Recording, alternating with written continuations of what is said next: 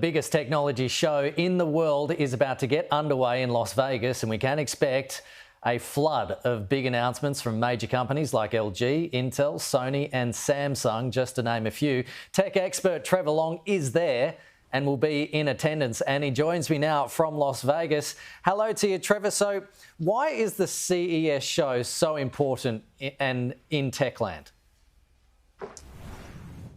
Yeah, look, this is an important show, Kenny, because all the companies like to come here, show their new products that are going to be released throughout the year, and it's where they would normally meet retailers, the Best Buys of the world here in America, the Harvey Normans, the JB Hi-Fis in Australia. So normally the deals would be done. They would show something new, there would be excitement about it, and a deal would be done to bring it to countries all around the world. But the difference this year is we're kind of in a bit of a no man's land with COVID, with many exhibitors pulling out, potentially not many retailers here, and it's just become a showcase of really cool things, hopefully.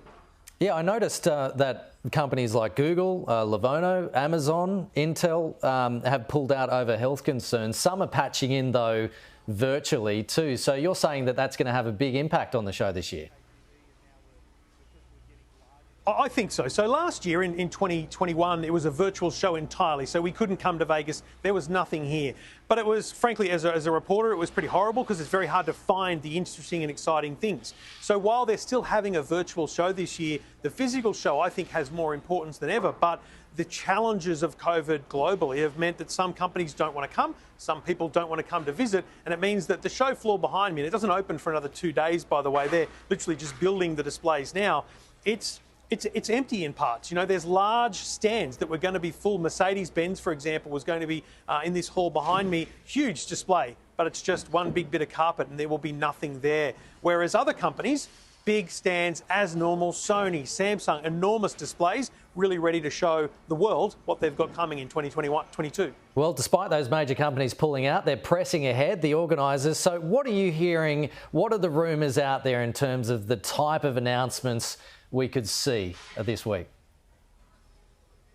Look, we're always going to see, Kenny, we're going to see a lot of TV announcements. LG, Samsung, Sony, Hisense, they're going to really put forward their best foot in terms of what television technology. So Samsung's already announced some new television technology, greater audio capabilities, in fact, a calibration system with your phone so that you can get the perfect colour.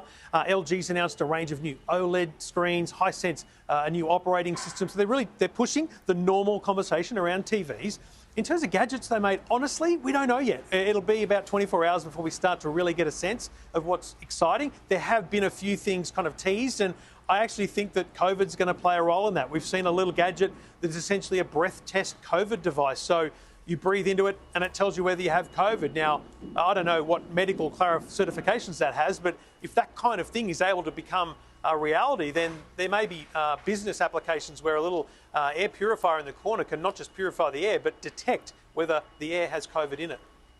What about electric vehicles? I've seen a photo of an electric Hummer. Are we going to see that rolled into CES show? And are we going to see any announcements with any smart driving cars and things like that? Oh, Kenny, I'm in this is a brand new hall. It was constructed for last year's show, but it hasn't been used before. This is essentially where all the automotive companies are. So Fisker is an electric car company. They're here. There's a car with solar panels on it. Now, don't get too excited. That's not going to charge your car any more than maybe 70 kilometres a day. So it would take a long time to fully charge. The electric vehicles like Rivian, even Ford have a pickup truck. And as you mentioned, the Hummer.